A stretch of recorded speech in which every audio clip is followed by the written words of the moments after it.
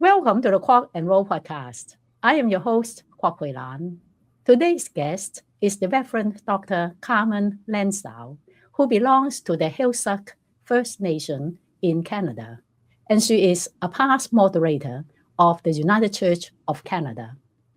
In this episode, we will talk about her challenges of being an Indigenous moderator of her church, as well as her trying to start a Substack and podcast in this spring to intervene in the public square. Welcome to the podcast, Carmen. Thank you. I'm so happy to be here. Now, I know that you have very recently started this Substack, Churchy Conversations.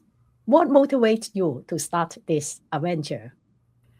It came from a conversation with the principal of the college where I'm teaching. I am assistant professor of United Church of Canada Studies at Emmanuel College in the Toronto School of Theology at the University of Toronto.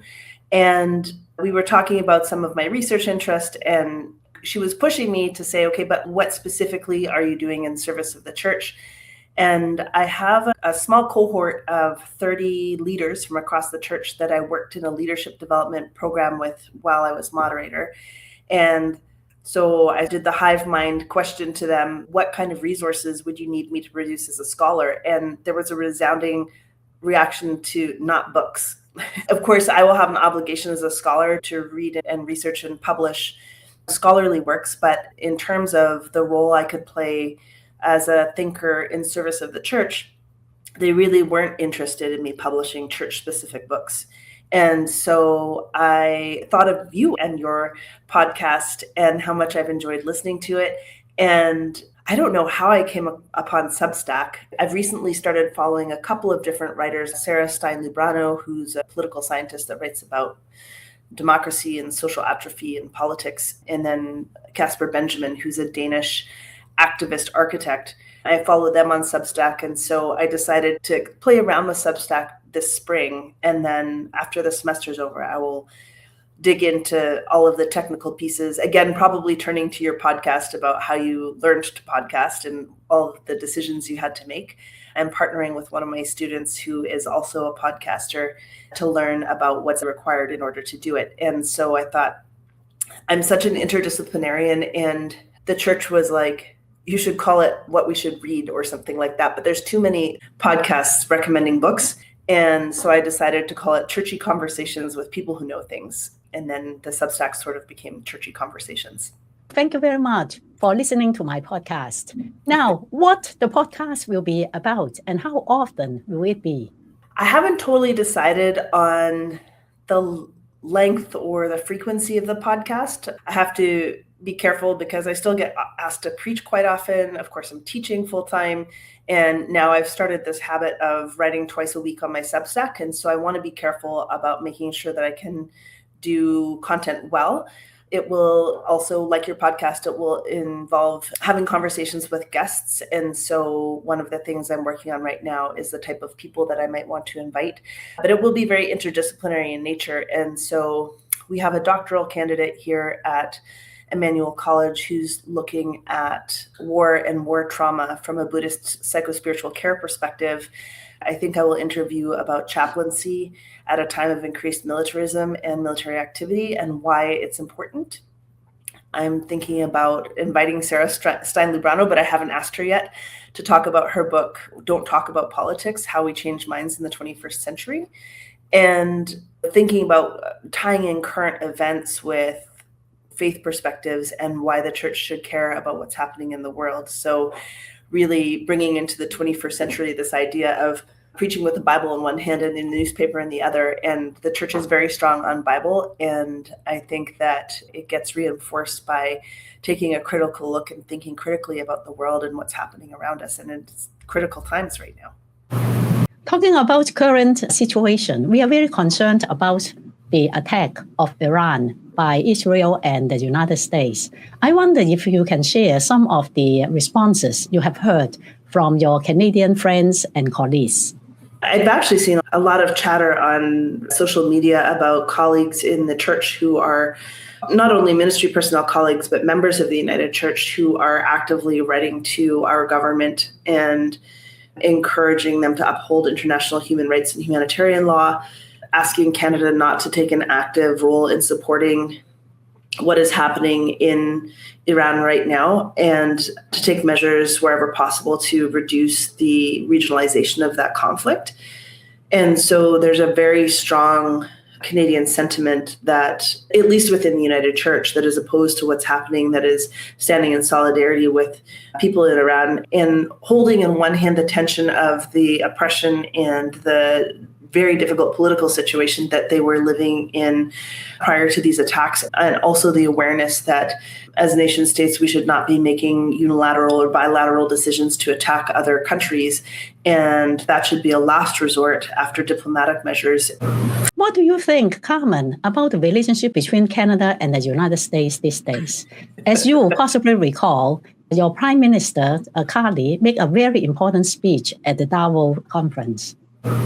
So Prime Minister Carney has done a very good job of rallying a lot of Canadian support for increasing our sovereignty, depending less on a trade relationship with the United States.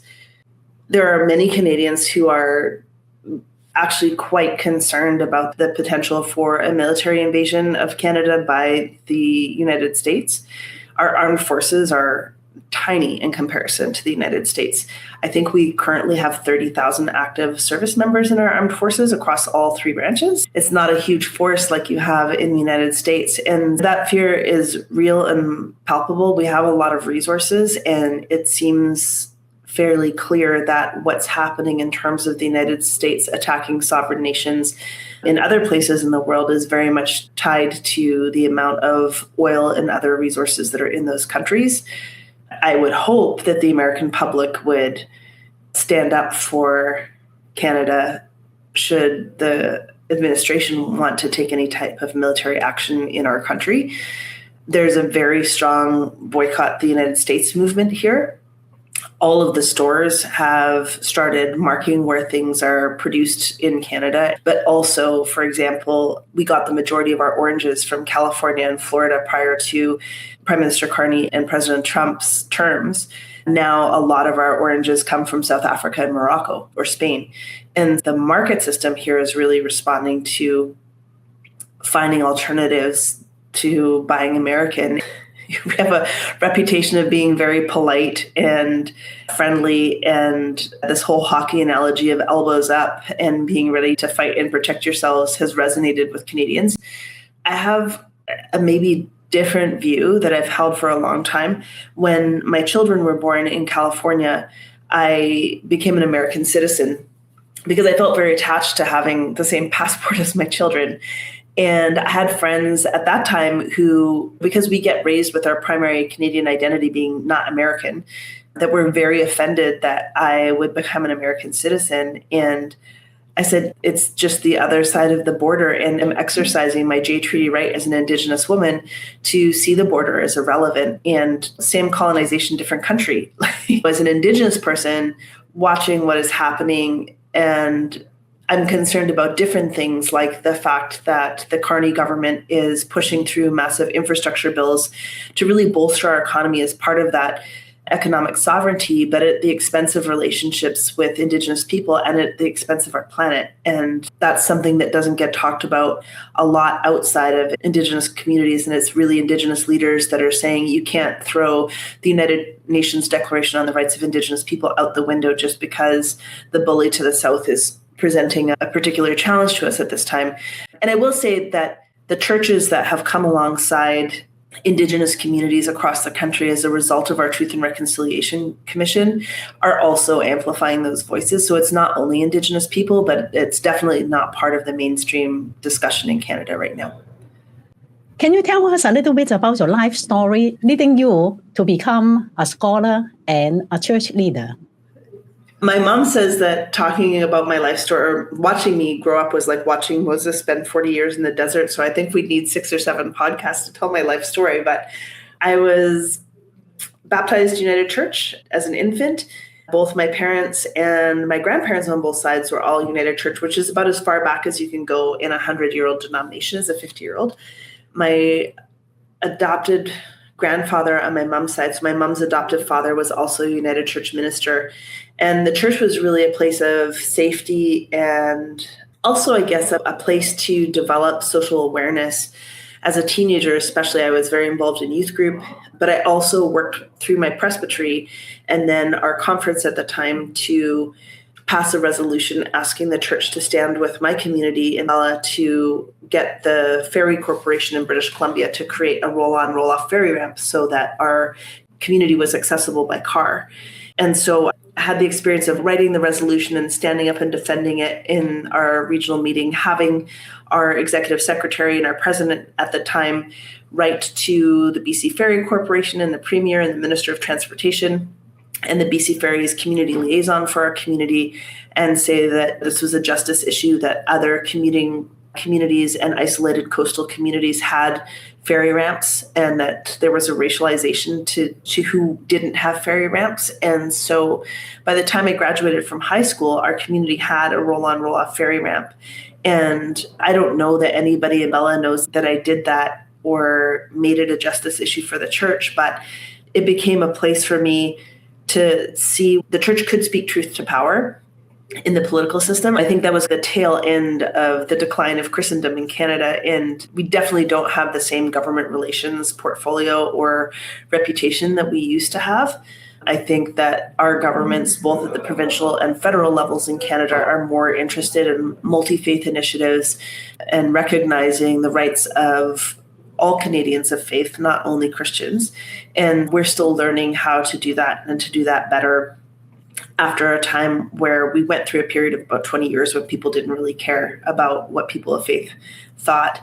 And then, like many good Gen Xers, I left the church for 8 years as a young adult. And I, like some young people, I also really struggled in my early 20s. And I really struggled with substance use. And so the use of drugs and alcohol. And when I got sober at the age of 25, I went back to church at 6 days sober because the recovery programs that I were in at the time talked about the importance of our spirituality and taking care of not only our minds and our bodies, but our spirits. And it was the first Sunday of Advent. And I went to my local congregation, and the intentional interim minister who was there was the late Sharon Moore Cook. And she was preaching about how we were in this place of anticipatory waiting and that there was this possibility of salvific change on the horizon, but it wasn't here yet. But that we knew that it was coming and that it was possible. And I just bawled my eyes out and my whole body relaxed. It was like, oh, good, you can be a minister now. And I was like, what just happened? So after the service, I went and talked to Sharon and I said, I just had this crazy experience. And she said, have you ever had a call to ministry before? And I said, sometimes in high school, I thought maybe I might go into ministry after undergrad, but like, lady, I am a hot mess. I am 6 days sober. I haven't stepped foot in a church for 8 years.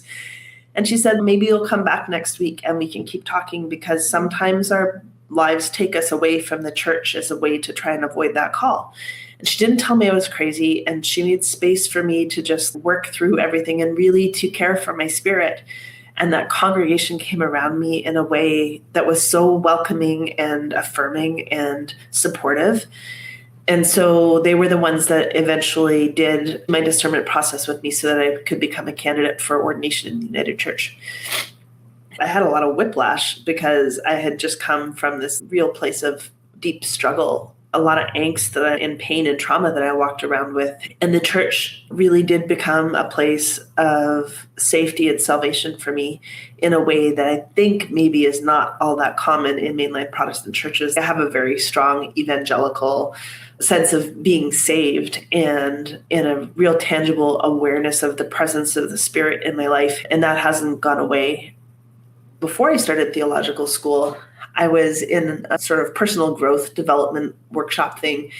And I thought, I have this very strong commitment to unconditional love and to the possibility that we can always be better than we are. And that's what most of our faith traditions call us to. However, power gets co-opted by religious traditions. And I could go and I could serve a congregation and I could share this perspective with a group of 100 people or more, or I could become a professor and I could teach my students how I see the world.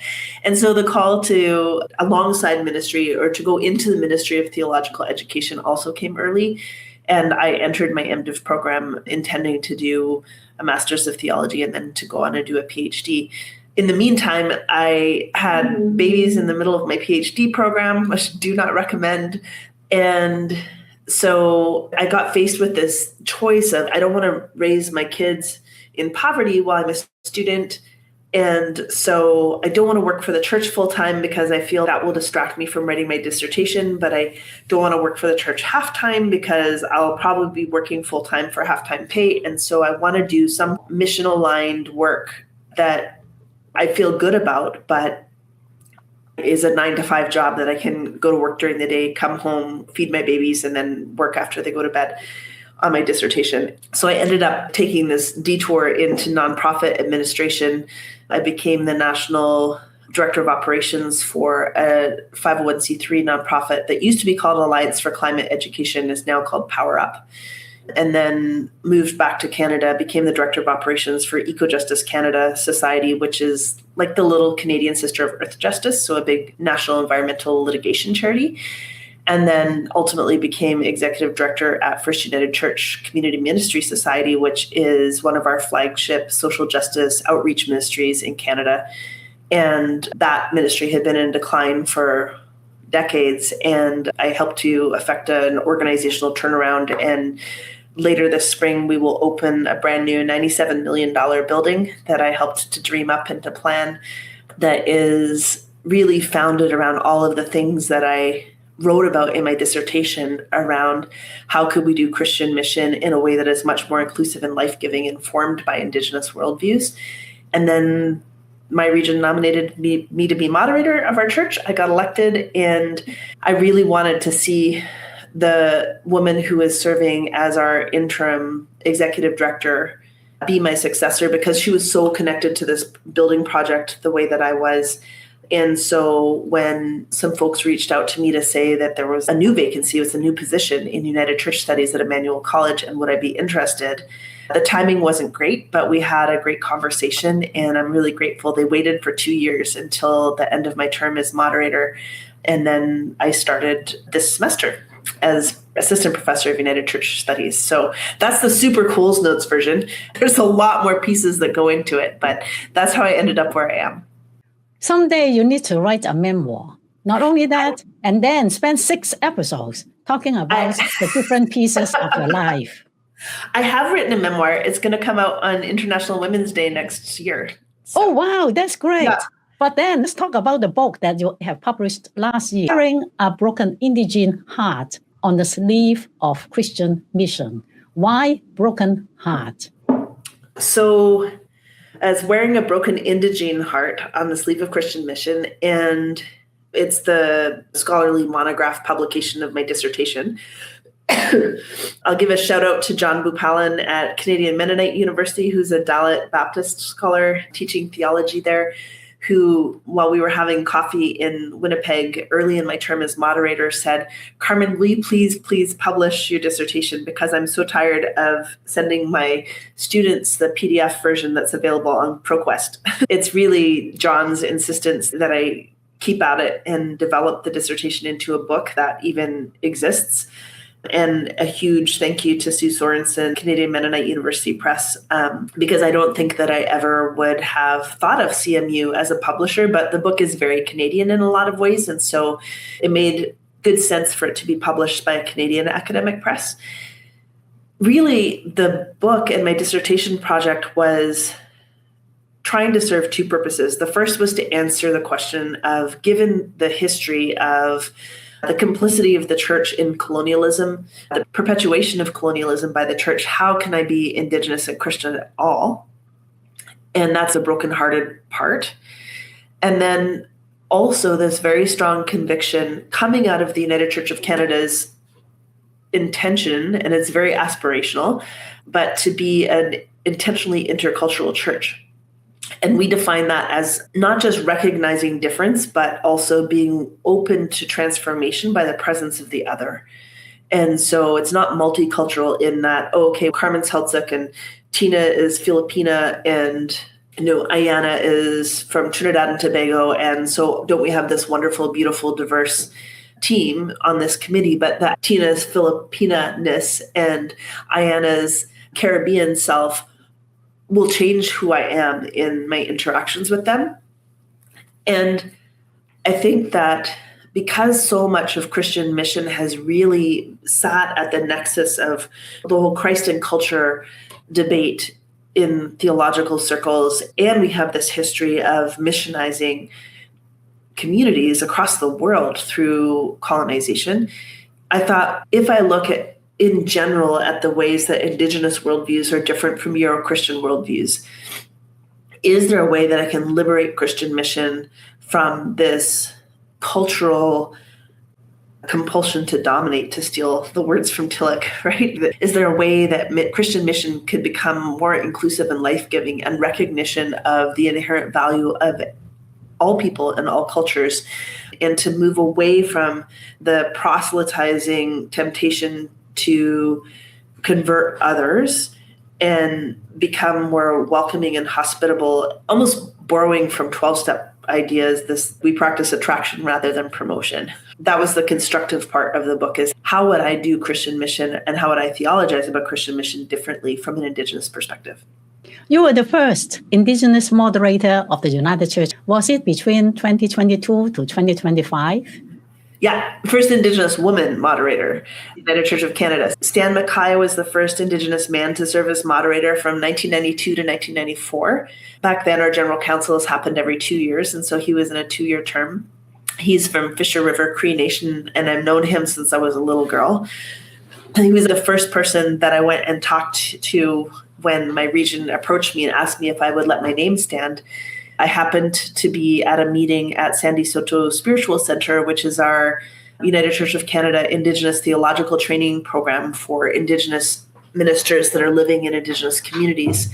And he lives about a 2.5-hour drive from there. So instead of going to have breakfast with a friend in Winnipeg before I flew home, I drove up to his place and sat with him on the land where he's from and had a long conversation about it.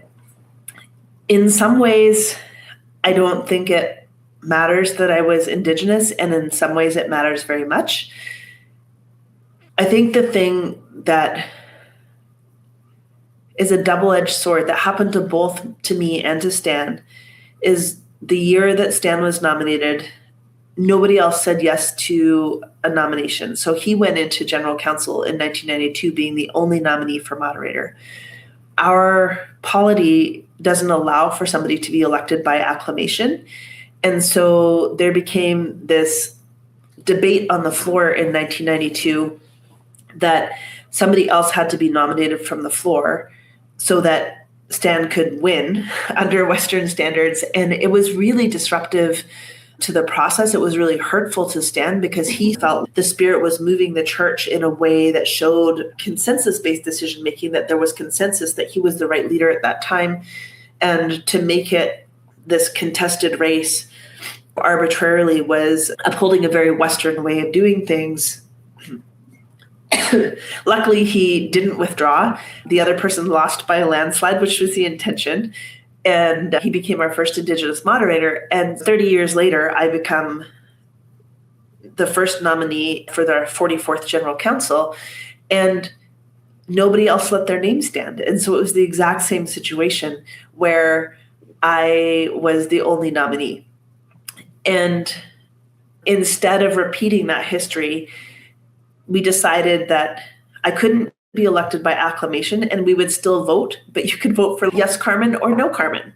And if the vote had been overwhelmingly no, Carmen, then our former moderator, my predecessor, Richard Bott, would have to continue to serve as moderator until they could go through another nomination process.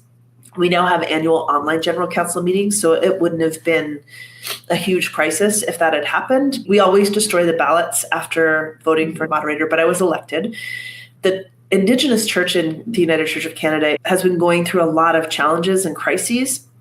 I think in part because the restructuring of our church in 2018 to eliminate presbyteries had a very adverse impact on Indigenous communities. There hasn't been adequate resources for Indigenous communities to meet and to discern how they would like to govern themselves as Indigenous communities of faith. And that flared up a couple of times while I was moderator. And for better or for worse, the staff and the general secretary protected me from that, which in some ways I'm grateful for, because there can be some real challenges when communities who are living under an intense amount of oppression and marginalization start to fight with each other. That lateral violence can be very strong. On the other hand, I think that it was a bit of a missed opportunity because I'm uniquely positioned to sit and be present with the Indigenous church and to listen and to help them to discern. But I wasn't invited by them to do that, which is in part has to do with some of the conflicts and divisions that are happening within the church. And so that part was painful. But I think that I brought my own self to the role, and it was a huge privilege and a huge challenge in many ways to serve the church in that role. I flew like 310,000 miles in 3 years. So it was a lot of travel. It was a lot of public speaking. But the beautiful thing is I reconnected with my sense of call as a minister of word, sacrament, and pastoral care in a way that I did not anticipate, both through preaching more frequently as somebody who went into ministry not in congregational ministry, but also through co-presiding the sacraments and serving Eucharist to people all across the church. And I developed this practice. I was often in places where congregations would wear name tags, or we'd be at a regional meeting where there's name tags. And so I'd say, if you would come to receive the elements from me, I'd say, Puilan, child of God, the body of Christ broken for you. And make eye contact with you as I served that. And just taking the time to acknowledge each person by name and to acknowledge them as a child of God as I served the sacrament became a very deeply meaningful practice for me. And I hope for people in the church. And so I left my term as moderator feeling much more connected to my faith and my spirituality than I would have ever expected.